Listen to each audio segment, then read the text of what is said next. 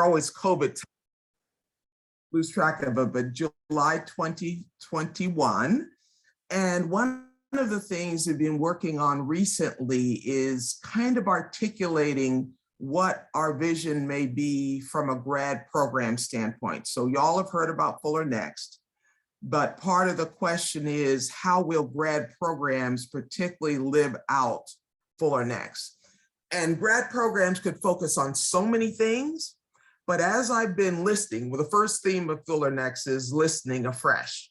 And we are talking about listening afresh to the world, to God, but also in my role as CAO, it's very important for me to listen locally as well as globally, right?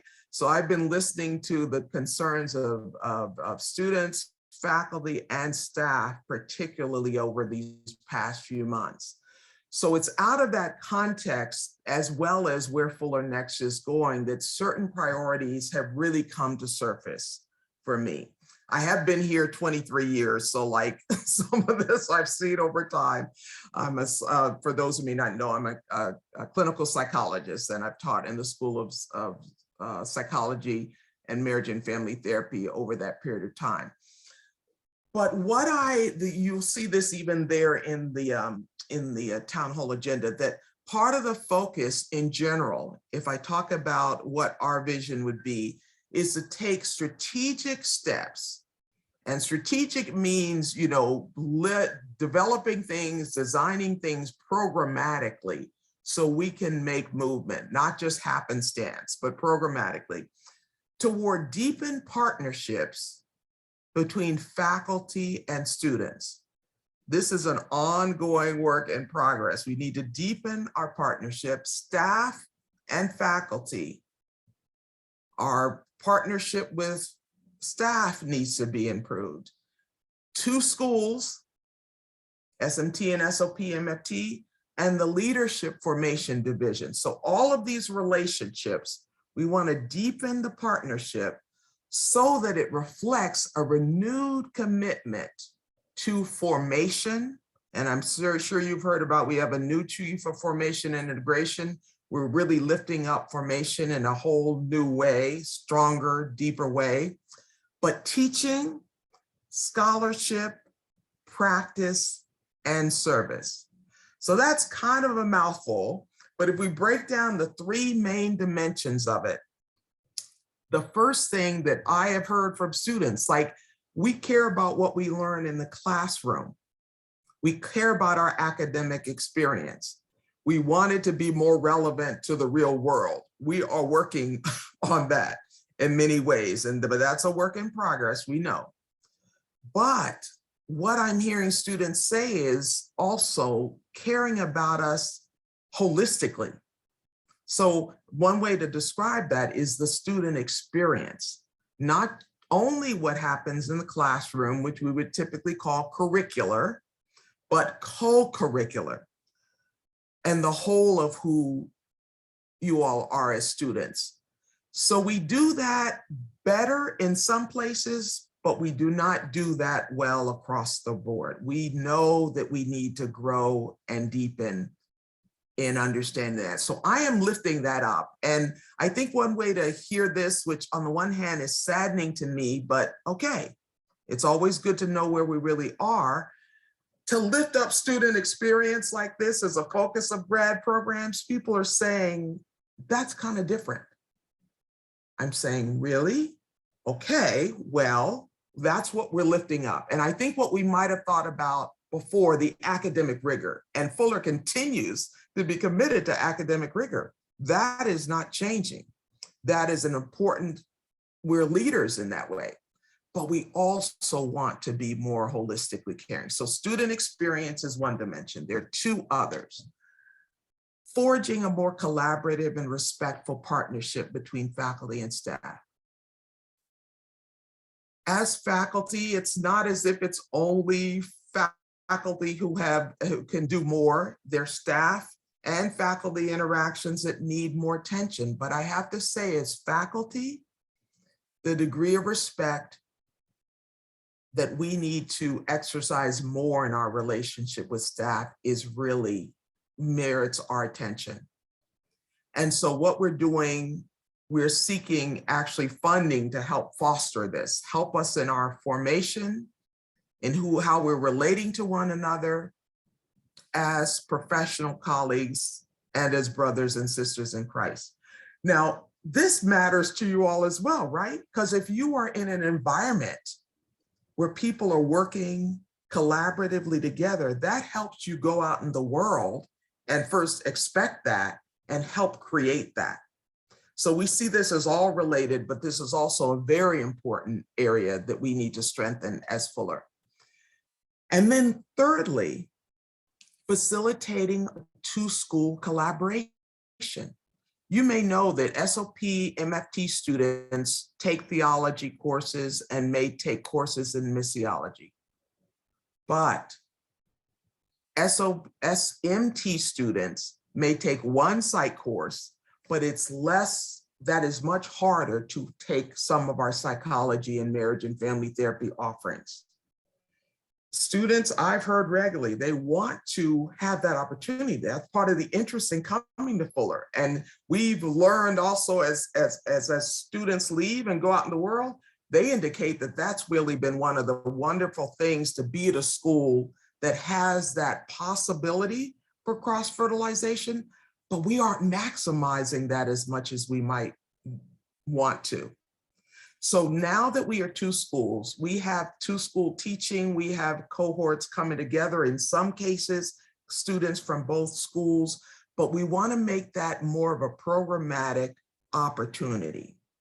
So there's some things that we're going to maximize that we're already doing, but there are other ways that we want to grow from that. So we're even talking about things like joint appointments. What would it be to have somebody jointly appointed to both schools? We've got to figure out the money, the responsibility, we got to figure all that, but we are committed to thinking about what that looks like so that our students can really benefit from more fully from both schools. So particularly for SMT students, that would be a new dimension that I think would so enhance your experience. So those are the main points that I kind of wanted to start with. That are priorities for me and for us in grad programs. And I do want to say that this vision, you know, I've met with student leaders, I've met with faculty leaders, staff leaders. It has been informed by a number of conversations. This has informed the priorities that we have. So I think there'll be time later for questions or comments, but I'll pass it back to you, Dean Young. Thank you, Dr. Abernethy. Yes, we will hopefully have at least 10 or 15 minutes at the end for some cumulative questions and other comments as well. In the spirit of one of the things that you just mentioned about increasing, attending to the student experience. So I want to take the next few moments on sort of drilling down a little bit deeper into what we're going to call SMT Pasadena, School of Mission and Theology in Pasadena. I think that folks, those of you who are Pasadena-based students know that there's a couple of, there's a lunch and a dinner next week with faculty that we've organized. You will also be hearing from Ken's office later in March. I believe there are 2 other faculty events that you'll be invited to for those of you that are in Pasadena. Again, I think, as we've been coming through this pandemic and into the fall and then into the winter, having to sort of go back, we've all realized how each one of us, and especially our students, have that have come here longing for that interpersonal interaction and not having much access to that. So we're working on ensuring that there are many more opportunities, and look forward to those opportunities to engage with Pasadena-based students. As we move into the spring quarter, Ken, I know you and I have been working on retrieving many of the kinds of events that we used to organize in Pasadena before the pandemic. Things like Professors and Pastries, things like worship nights, or things like barbecues and other related kinds of events. So I'll be looking forward to scheduling some of the details of those with you in the next month or two, and we'll be unfolding that in the spring quarter. We're really looking forward to announcing a campus reopening, announcing classes, again, meeting in person, and again, having a lot of these co-curricular kinds of activities open. Also note that I think I see Christy and a number of other students there in the Catalyst. My understanding is that the Catalyst is open from 5 to 9. Is it on weekdays only, or is it on weekends as well? I'm not too sure. Can anybody clarify that in the chat? Or, well, at least it's open. I can see that. I was just informed of that Monday recently. through Thursday, 5 to 9, Friday from 1 to 5. Wonderful. And so glad that our students are able to take advantage of those opportunities. We used to have study halls across campus in various places, places for students to study together, to gather together. The last couple of years has been very difficult. We're looking to reopen as much of the campus as soon as possible to be able to facilitate much more of those student interactions. I also want to say a couple words about the Pasadena-based schedule of classes for next year that was just released, I believe, about a week ago. So there are 3 aspects to the release of that schedule that I wanted to just at least clarify for particularly our Pasadena-based students. Number one, really want to thank every one of our Pasadena-based students who in the last few months, there was a conversation at the town hall in October, concerns about the classes and the lack of course offerings. And we had a conversation, invited students to register, to sign up on a list. And really appreciative of the very many of you that, number of you that signed up. Your advisors have been in contact with you, and we've been working with you and your advisors and the schedulers almost on a case-by-case basis to make sure that we're not missing anybody, that we are making sure that as many folks that are in programs can be gathered together in cohort kinds of experiences that we used to have before. Again, that facilitate those kinds of student experiences. In order to really ensure that we have a good learning experience and a critical mass of students to put classes together for. So the preliminary schedule has taken that information into account so far. Existing students, those that are here, those that are coming back next year, to make sure that we have as many courses that we can relative to the numbers of students that we have in that particular slot. In those particular programs and in those particular spaces in terms of going to the second year, going into the third year. The second thing, and this is the most important part of releasing the schedule at this point in time, it includes as many other courses that we can envision related to both expected student enrollments as well as potential new student enrollments. From that perspective, we also wanted to make sure that you know what courses are going to be offered in Pasadena over the next year, into next winter, into next spring. Why? So that you don't inadvertently take those courses online before they are offered in Pasadena. So that would be the worst thing that really could happen, is that if if we don't publish the schedule out far enough, which in the past we hadn't really done, but we really wanted to get this schedule out to let you know, here are the courses coming next fall, next winter, next spring. If you need those courses, don't take the online versions before then. Make sure you wait for the Pasadena offerings to come about so that we can make sure that there's a good learning community for those classes. The third thing that we're doing is, again, we're monitoring student enrollment. There might be some new students starting in the spring, maybe new students starting in the summer.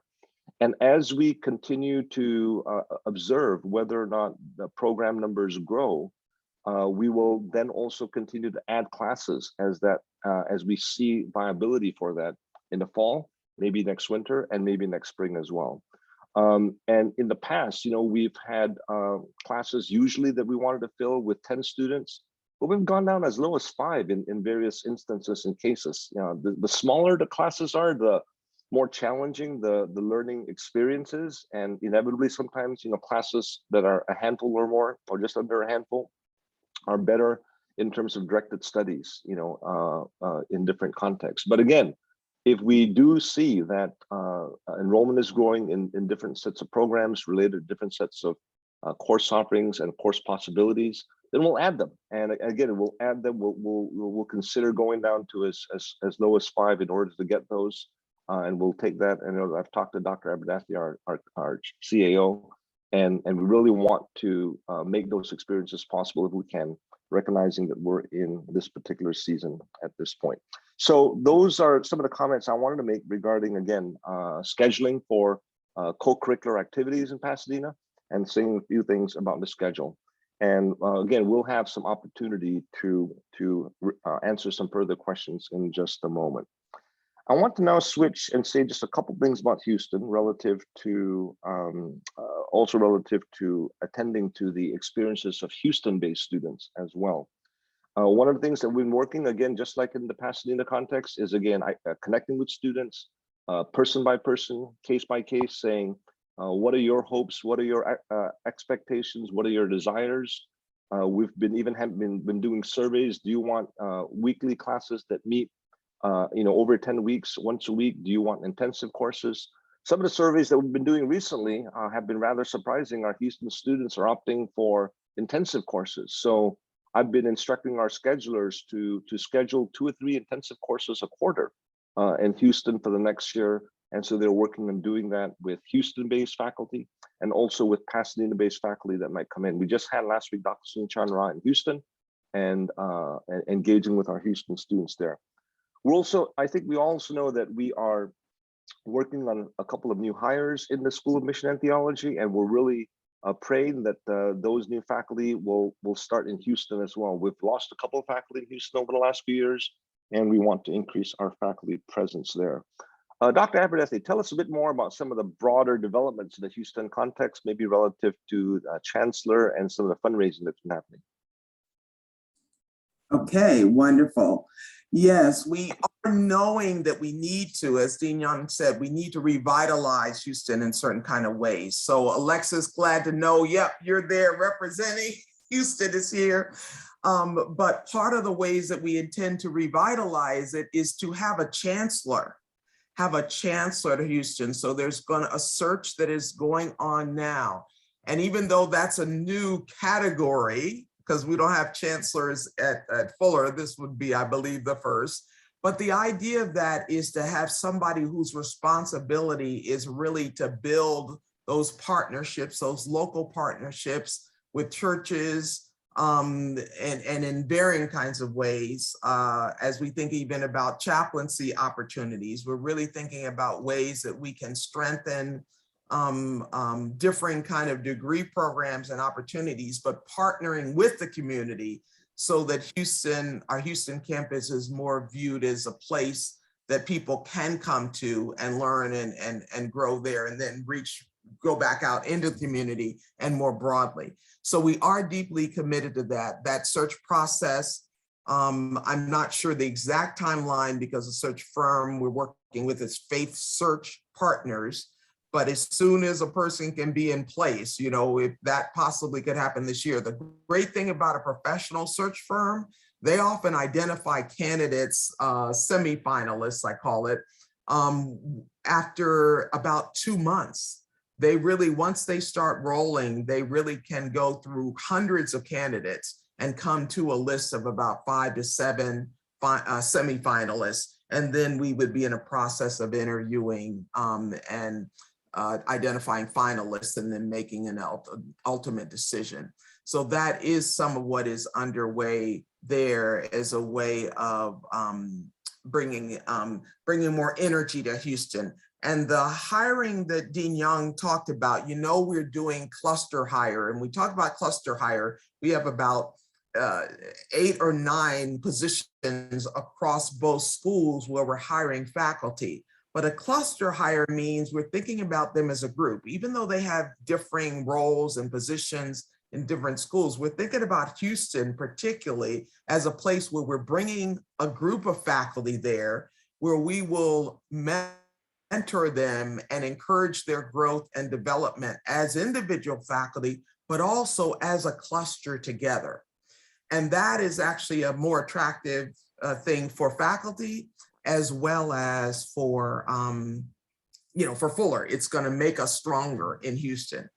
And we are focused on, of course, the SMT offerings, and we're focused on SMT here, but I do want to let you know that we really are thinking about degree programs in SOP, MFT as well. So specifically MFT offerings that might be coming to fruition. So all of those plans are underway and quite alive right now. Were those the main things you wanted me to note, Dean Young? Perfect. Thank you very much. I think it reflects again our renewed both awareness of the need for and commitment to saying we want to focus on our regional campuses, Pasadena and Houston, including Phoenix, but we won't talk about Phoenix here tonight, in more intentional ways than ever before. So appreciative of your sharing on that as well. Oh, the money. We didn't talk about the money, Dean Young. Well, We have, it's 5 million, right? I knew there was another piece. So we do have a donor who is committed. We have donors committed to Phoenix and Houston, and particularly with Houston. This allows us to start first and continue some of the research. Hanover Research allows us to do some market research to see what degrees would be most marketable in the Houston area, because obviously it varies by region, but that's also allowing us to start programmatically and do some hiring of folks to be at Houston. So that's very important. There's financial support, infusion, and some donors that are deeply committed to seeing Fuller grow in Houston. One of the bottom lines for the fundraising that we're doing is we want to make sure that we can continue to provide and increase the amount of scholarship dollars that go to students. So really what we need to continue to do in the fundraising part is have these monies either unrestricted or directed to student scholarships. Oftentimes donors will give to a variety of things and they'll want to specify the money's going in different directions. But we were very intentional about asking those who are generous with Fuller to prioritize scholarships for students. So hopefully many of you have been recipients of that, and will continue to even see even more of that in the future. So we've spent a few moments on SMT Pasadena. We've spent a few moments on SMT Houston. I want to spend the next few moments on SMT Online, if you will.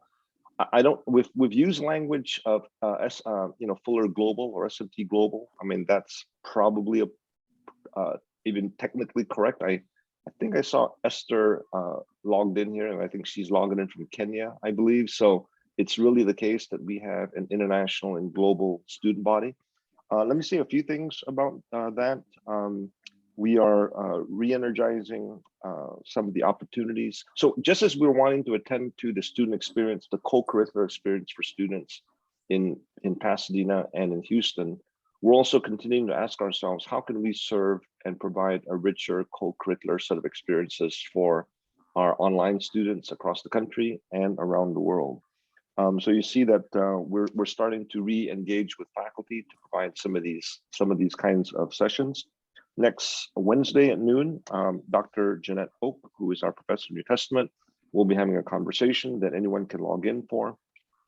Ken, I know that you have been talking with me and to connect with our faculty and schedule many more of these kinds of virtual cafes going into the spring quarter. And so watch for those announcements to take place. We will be also last spring, I believe, I had a dean's conversation online with our online students. I'm planning on scheduling another one of those in the spring. And I also want to remind everybody, in fact, I hope that many of you have had a chance to log in over yesterday and today to the integration lectures that are virtual. The last one tomorrow at 10 o'clock. Keep in mind that all of our events, our lectures are available simulcasted and online and live. They're also, of course, available through archival recordings in case you can't make it. And of course, if you, depending on what times of the day that they are live simulcasted, some of you may or may not be able to as easily connect with that. It certainly raises the question that we've all been wondering about relative to, how do we facilitate these kinds of opportunities that can be available to as many of our online students spread out across the many different time zones as possible. And we continue to think through and work through that. I'll mention one example of something that we tried with the missiology lectures in last October, for those of you that recall that were able to participate in it. We had 2 nodes for simulcasting of those lectures, if you might remember. One sort of Pasadena-centric, and the other one with a partner in Trinity College in Accra, allowed for a live simulcasted set of options and opportunities that provided another sort of centralized time that enabled other parts of the world to sort of log in and engage with the content of what was going on there through the missiology lectures. So those are the kinds of examples I think that we will continue to explore and develop further as we move forward. But again, please keep in mind and watch for announcements in the quad. I put in the agenda the variety of lectures that come through SMT and SOPMFT across the year. And so, I do hope that each one of you, and including, of course, our Pasadena and Houston-based students, will be able to engage with these lectures that are really for everybody. But again, intended to really be available to a 2,000 member student body that's located outside of our regional campuses. All right, I want to shift real quickly then to a few questions that came through yesterday, and I put them in the chat as well. So I thank you for sending these questions. I'm going to make a few comments on a number of them. I might invite a couple, Dr. Abernethy or Ken, to make some comments as well here and there. We'll try to get those worked through maybe in the next 5 or 7 minutes, and then we'll probably just go into some open Q&A for that. So yeah, I think you just put the chat back in the, agenda back in the chat. So on the second page of the agenda, I've added the questions that you sent in. So let me sort of just kind of walk through those real quickly, and then we'll see if we can make some headway on those. Interesting first point, provision of hybrid classes that someone had mentioned. I think it was one person that put together the first 5 or 6 questions. And so let me say a couple things here. Number one, I think we mentioned that we are connecting back some hybrid classes. Well, hybrid means a lot of different things, but I think our understanding that you're really intending here is intensive courses. We also call them intensive courses, where up to 9 weeks of the class is online, and there's 1 week somewhere potentially that you might meet in person. We're going to make that a regular feature of the Houston schedule. I think in our gradual, if you will, post-pandemic time, there will be more and more of these hybrid and intensive opportunities that we will want to schedule. In fact, I was talking to one of our professors, Dr. Hayes, who had been leading the Israel immersion trip a few years before the pandemic. And we might be looking to schedule that Israel trip next spring quarter, 2023, for instance. I know that in the past, students have gone camping with Dr. Tommy Givens, or gone to the Sundance Festival with Dr. Cutter Calloway. A number of these kinds of intensive kinds of courses will re-emerge. I know that Dr. Mary Glenn and Dr. Jude Tersma Watson will retrieve and now reschedule again the LA immersion course that really goes into the city in a week during July, usually, or this summer, starting this summer. So a number of these hybrid classes will be coming back as we move forward, and I hope that we'll see many, many more of this as we continue to reopen in-person opportunities. I'll say a couple things about 2 and 3, although I'm not quite sure about what the question was. But yes, we are continuing to prioritize, as I mentioned just a few moments ago, with our development and advancement offices to ensure that we get either an unrestricted gifts or scholarship directed gifts that we can then forward and channel back to you as our students. So we're working also then with our student financial services. This year, we've attempted to update our scholarship processes. And it's been a little bumpy, I know, given some of the changes that we've had to make and important for us to make. We are really hoping that the second year of our new scholarship student financial services processes will be much more smoother, and will actually make the ability for you to apply for a scholarship and access those funds much easier. We know that there's questions about international students accessing their scholarship, and in particular also accessing some of the funds that they've been available to them. And I believe that we're on the cusp of getting that resolved as well, with some of the things that our SFS office is putting into place. I think I mentioned a couple of things about the time zone considerations, but Ken, it might well be the case that as you and I keep thinking about virtual cafes, as we think about dean's chats, maybe we can maybe we can see, one time it'll be early in the morning that might give, a certain group of folks opportunities. Another time it might be mid-afternoon. And maybe, every once in a while we might have a late evening, 8 o'clock, 9 o'clock evening hour that will give other students on the other side of the world access, in those cases. So we might need to think about sort of diversifying, when we organize different events to enable different groups of people for different events to be able to log in as we think about all of our students spread out around the world. Numbers 5 and 6, let me just mention them a little bit together. Because I'm sensing that underneath them, there might be also some either more specific concerns or even maybe some suggestions. And I definitely would want to welcome those of you, if you have some suggestions for our apprenticeships programs, or even connecting with alumni, contact the FSC, the Fuller Student Council, fsc@fuller.edu. Let them know what those suggestions are. They will always communicate that to me, or email me directly, amos.young@fuller.edu. But let me say on our apprenticeships programs, I think we're making some headway in what I would call a triangulated fashion, whereby we have now, for the first time ever in the history of, School of Theology, School of Intercultural Studies, and School of Mission Theology, we actually have a program committee that's devoted to, for instance, our MDiv program or our MA ICS program, and therefore a group of faculty who are looking at our apprenticeships, right? Before we did work, that kind of work as a faculty of the whole. And oftentimes when you do work as a faculty of the whole, it makes it a little bit more difficult to get into some of the details. But now we have actual group of faculty focused on our degree programs. We also have an apprenticeships office. So for the first time, we have a program committee working with our apprenticeships office to ensure that our apprenticeships experiences are as positive and as smooth as possible.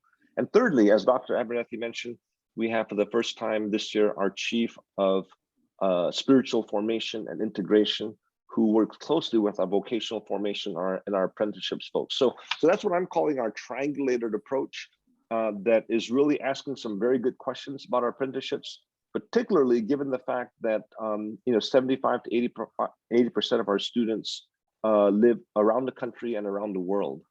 We need to develop some new mechanisms for engaging with internship possibilities, apprenticeship possibilities for students that already come located in ministry, right? And so those, I think, will continue to be developed as we move forward. I'm also very excited about the conversations I've had recently with FSC and with our alumni folks to say, how can we make sure that Fuller alumni that also can be found in 120 countries around the world are connected with current Fuller students, whether around the world or again across the country. So we're looking for opportunities to really unfold those in much more detail. And if you have any suggestions along those lines, again, please send them to me or send them to the FSC as I have those conversations with our alumni office. Let me see here, one or two more things real quickly. I think I've mentioned I've talked a little bit about the scheduling of classes. We realized again that there is in some respects not enough opportunities or not enough options for Pasadena-based students. But again, as you connect with others, as new students arrive, as I said, let's make sure that you're in contact with your advisor. We want to make sure every student voice is heard. And again, if we can gather a handful of students together, we'll do everything we can to put a class together that will meet those, that will meet student needs and also facilitate your in-person experiences. Comment about if there's a question there or a statement. I would rather be taught that I'm here to learn about American theology than coming with wrong expectations. I'm trying to read in between the lines here a little bit. I think what I'm hearing in this statement is still in some perhaps classes that you're taking, a fairly still American-centric theological set of perspectives. Yes, Fuller, of course, is in North America, in that respect, American contextually based, but also, yes, I mean, we have been working very hard on ensuring that Fuller is a global seminary that understands global context and is able to engage with and serve students that live in diverse contexts, both transnational contexts here in North America, diasporic context in North America, but also global context as well. I know that our faculty have been working very, very hard. In fact, 2 nights ago, or 2 afternoons ago, in our joint faculty meeting, we had an hour-and-a-half session where we talked about the Asian American experience, Asian American diasporic communities, Asian American histories, and how do we think about that as a faculty? How do we think about that as in our scholarship and in our teaching? Those are just one of many of these kinds of events that we're scheduling for ourselves and our faculty to continue to ensure that we are attentive to the diversity of what is represented here at Fuller Seminary in you as our students. We know that we're still have a long ways to go, but we're working hard at it, and I think we're making a bit of progress. Dr. Abernethy, do you want to add anything else on that point relative to what I've shared? I just would say, agree with that. And even as we're hiring new faculty, I'm asking faculty about how they view things from a global perspective, and whether we talk about that from a DEI perspective, but also global perspective, their engagement. We expect that. We have criteria in our search, both in the description, but also as we evaluate candidates. We have questions related to that. So just know that, what does that speak to? That speaks to the kind of faculty we want to bring. Dr. Young just spoke to, Dean Young just spoke to where our current faculty, we want to bring them further along in terms of this. So we do have folks who already do have expertise. I appreciate that the person who raised this question acknowledged there are some, but we need more. So I totally agree. We need to do more in terms of that. And we are thinking about creative ways of resourcing our faculty more, but it is an expectation. Just know Fuller Next is all about that. And so we need to press more into it. So. All right. Thank you very much. So the last question that was posed from yesterday is, how can Fuller be a safer place for the queer community? I don't feel safe here. Obviously, it's very painful for us to hear that from our students, and we definitely want to continue to make a lot of progress in that regard. I know, Dr. Abernethy, you know about some of the different student and other groups that exist. Maybe you can share a bit more about that at this moment.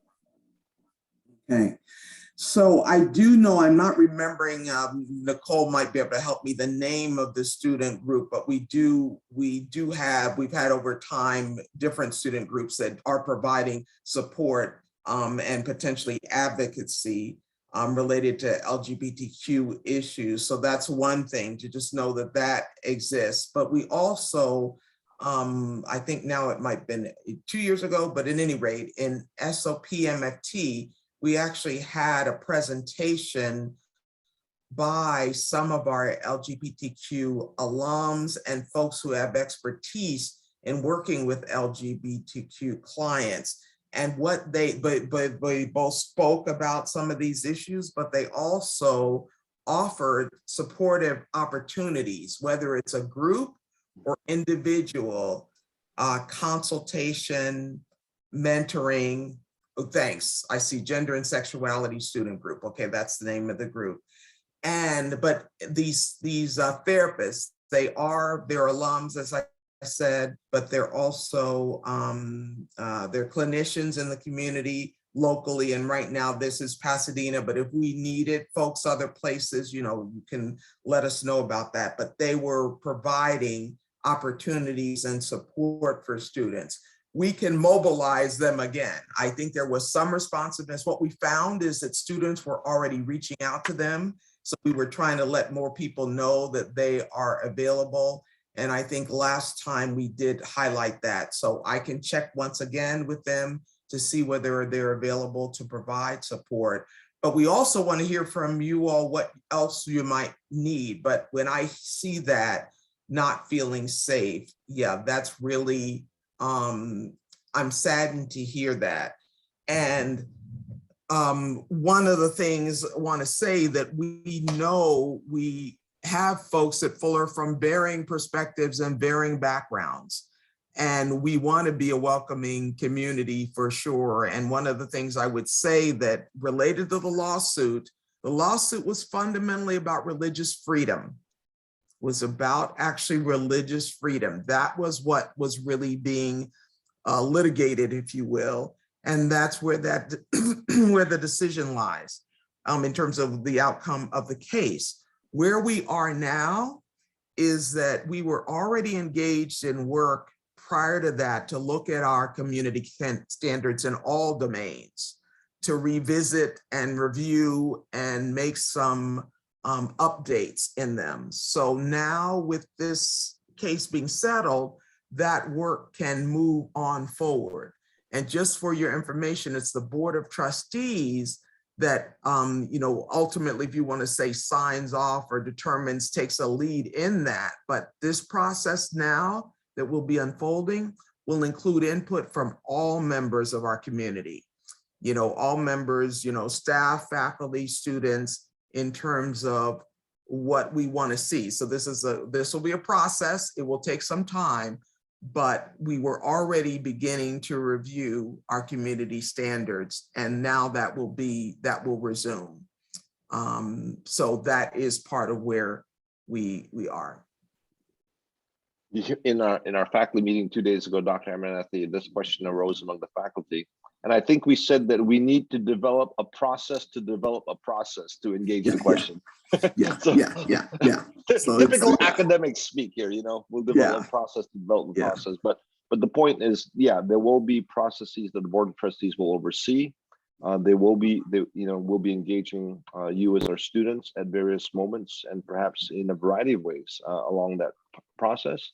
And we'll be on a journey together now as a community as we continue to consider prayerfully these matters.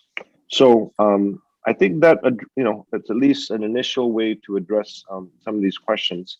Given the time, I don't think we're going to break out into small groups, but we certainly wanted to give opportunities for any follow-up questions or any comments anybody might have.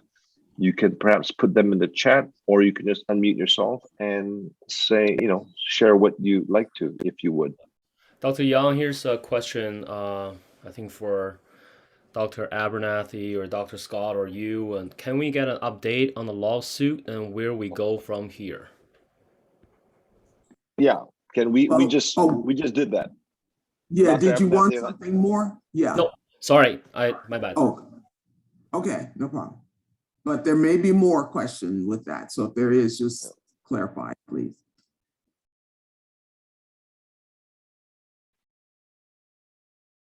Any more questions about that? The answer is we'll get a process to determine the process.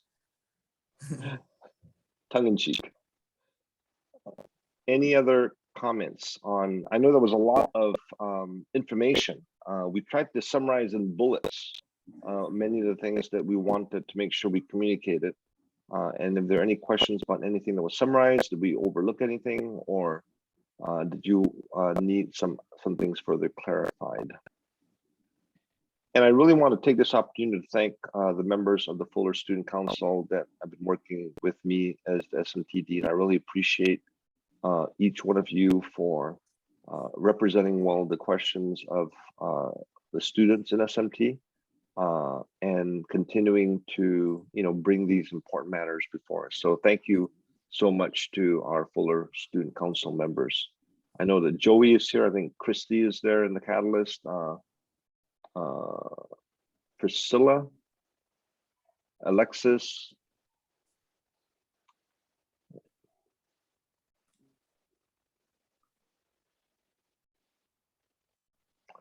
Any questions? Any comments? Any chance we? John has a question about any chance we can have one chapel in Travis Auditorium, maybe at the end of winter quarter. This will be the last chance for him. CAO Dr. Abernathy, what do you have to say about that? Yeah, putting me on the spot here. First, I feel that's so touching, because I can Totally understand wanting to have that experience. And, and as you know, we're moving it back to Travis. We've been in Travis before. So what I can at least say, we will at least let the chapel team know that, because we even kind of, talked about the pros and cons of trying to do something kind of toward the end of the quarter. But the thing is that right now the campus, we haven't pivoted back. So at least I will convey that. And maybe there's something, that might be possible. So I certainly can't promise that, but I will at least share that desire. And I love the sentiment of it.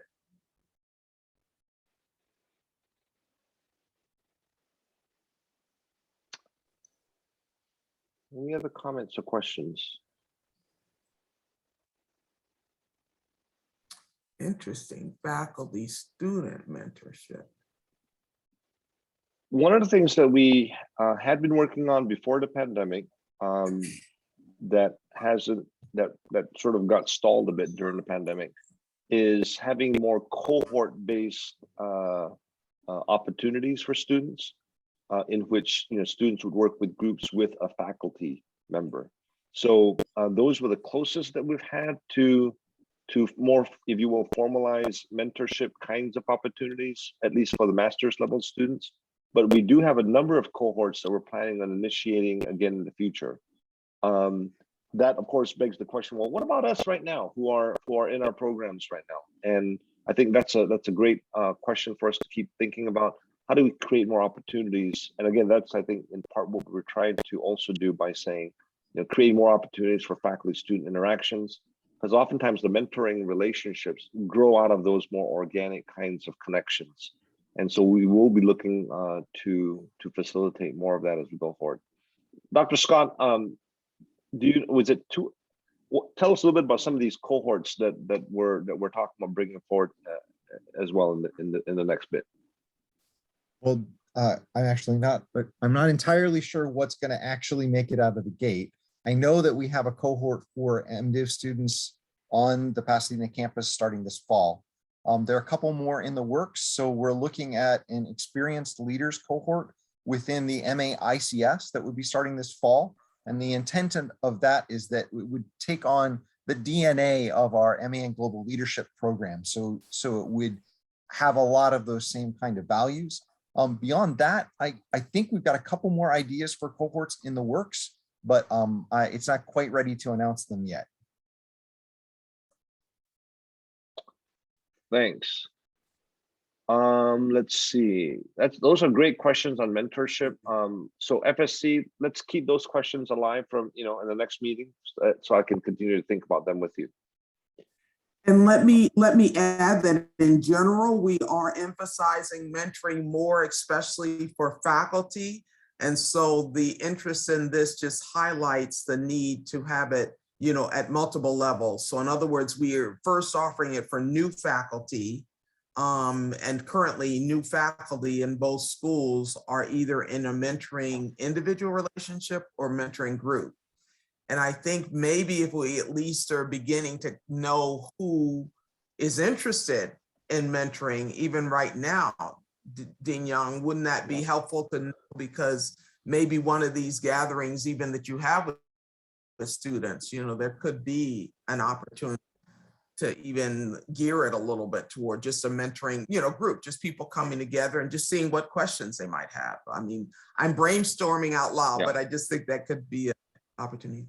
So what Dave just put in the chat, I think, was what I was actually more thinking about. And I used the word cohorts when we're developing now a dozen different concentrations across multiple of our programs. Each one of those concentrations have a faculty lead assigned to them. And in principle, that faculty lead will have the responsibility of engaging with students as they're making their way through the courses in those concentrations. So effectively, that can evolve into a kind of mentoring relationship as well.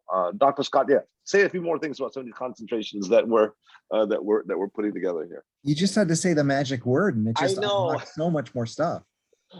We have quite a few concentrations that are going to be rolling out. They will officially be starting this fall. Of course, we've got a couple of concentrations in the MDiv program, but it's going to multiply as we roll out the restructured degrees this fall. And so I think all of our degrees, with the exception of the MJA, are going to have concentrations associated with them. So please do watch the space on the website, because we'll be heavily promoting those, and we're really excited about it. The faculty in particular, like this is the kind of thing, like we didn't necessarily get into teaching because we wanted to teach intro courses all the time. We really like to be able to teach the classes that kind of fit more into a concentration mold. So I think we're gonna be all, as a community, excited about what these represent. Yeah, they roll out in the fall, but if you're a second year student in the fall, or even a late third year, late second year student, you can still, and if you have space in your program of study, you can sign up for a concentration and connect with the faculty that are leading those as we go forward. So just as long as A, you have space in your program, and B, we're able to offer the classes frequently enough so that you can complete the concentration. But yes. how about the question about the thesis that Priscilla's asking? Priscilla, it depends on the nature of the degree that someone is in. So the thesis or research paper is only going to be something that's required in the new MAT program. That would be the restructured MAT that's starting this fall.